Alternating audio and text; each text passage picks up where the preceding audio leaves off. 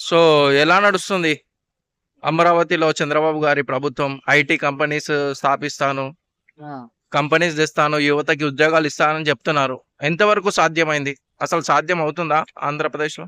ఖచ్చితంగా సాధ్యమవుతుందని ఆయన అడ్మినిస్ట్రేషన్ చూస్తేనే మనకు తెలుగు ప్రజలు అందరూ అంటే ఆంధ్ర ప్రజలందరూ అతను రావాలి, అతను వస్తేనే ఐటీ రంగం అభివృద్ధి చెందుతుంది అంటున్నారు. ఎందుకంటే నేనే హైదరాబాద్‌లో సైబర్ టవర్స్ తెచ్చాను, హైటెక్ సిటీ బిల్డప్ చేశాను అంటున్నాడు. ఆ ఎక్స్‌పీరియన్స్‌తో పాటు ఇప్పుడున్న టెక్నాలజీ ఏదైతే సాఫ్ట్‌వేర్ కావచ్చు, కొత్తగా జనరేటివ్ ఏఐ అనేది ఏదైతే ఉందో అందిపుచ్చుకునే దానికి అవకాశాలు మెండుగా ఉన్నాయి కాబట్టి అతని యొక్క స్కిల్‌ను అంటే గన అతని యొక్క అడ్మినిస్ట్రేషన్, అతని యొక్క ఎక్స్‌పీరియన్స్ ఖచ్చితంగా యూజ్ పడుతుందని నేను అనుకుంటున్నాను. సో యూత్‌కి ఏ రకంగా ఐటీ రంగంలో ఎలాంటి ఉద్యోగ అవకాశాలు కల్పించగలుగుతారు? అంటే బేస్డ్ ఆన్ కంపెనీస్ అండి. ఇప్పుడు ఎక్కువ ఏఐ అంటున్నారు కాబట్టి ఏఐ రంగం మీద ఎక్కువ జాబ్స్ ఇచ్చే అవకాశాలు ఉన్నాయి. సో అన్ని రాష్ట్రాలతో పోల్చుకుంటే ఇప్పుడు అన్ని రాష్ట్రాల్లో కూడా ఐటీ దిగ్గజాలు కంపెనీలు పెట్టుకుంటున్నారు.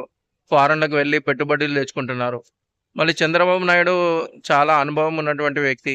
ఆ! వాళ్ళు ఎందుకని ఆంధ్రాకి వాళ్ళు పెట్టుబడులు పెట్టడానికి కారణమవుతున్నారు? అంటే ఆయన ఇప్పుడే కదా స్టార్ట్ అయింది. ఆయన వచ్చి 1 ఇయర్ అయింది కదా! అందుబాటు ఇప్పుడే స్టార్ట్ అయింది కాబట్టి ఖచ్చితంగా చేస్తాడు. టైం పట్టొచ్చు. అంటే ఈ ప్రభుత్వం కాకముందు గతంలో కూడా వైఎస్ఆర్‌సీపీ కంటే ముందు కూడా చంద్రబాబు గారు పరిపాలించారు కదా! అప్పుడు మళ్ళీ అప్పుడు కంపెనీలు అప్పుడు వచ్చాయి. కొన్ని కంపెనీస్ వైజాగ్‌లో వచ్చేసాయి. హ్మ్. కొన్ని ఆగిపోయినాయి. ప్రభుత్వం మారడం వల్ల. సో ఇప్పుడు నారా లోకేష్ గారు ఐటీ మినిస్టర్‌గా ఉన్నారు. అతను కాదు. తగ్గ తనయునిగా ఇప్పుడు ఐటీ మినిస్టర్ అయినటువంటి నారా లోకేష్ గారు తండ్రి దగ్గర నుంచి ఆయనకున్నటువంటి అనుభవాలు ఏవైతే ఉన్నాయో పుంజుకొని చేస్తాడు. ఖచ్చితంగా చేస్తాడు. ఎందుకంటే ఐటీ రంగము ఆల్రెడీ విశాఖ డెవలప్ అయింది. అక్కడ ఎట్లాగో గూగుల్ అలాంటివన్నీ వస్తున్నాయి.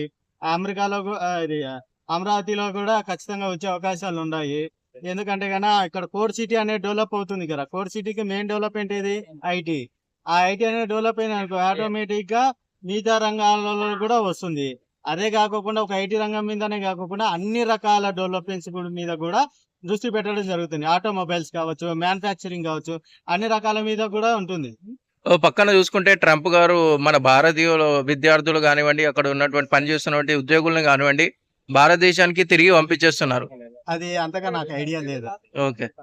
కానీ ఐటీ రంగం మీద మాత్రం ఒక 10 ఏళ్లలో ఇదే కంటిన్యూ అయితే ఖచ్చితంగా కాస్తో కూస్తో ఆంధ్రప్రదేశ్, హైదరాబాద్ హైదరాబాద్, బెంగళూరుతో పోటీ పడుతుందని విశ్వసిస్తున్నాను. అది పాసిబిలిటీ ఉంటుందంటారా? ఖచ్చితంగా పాసిబిలిటీ ఉంటుంది. ఓకే. థాంక్యూ.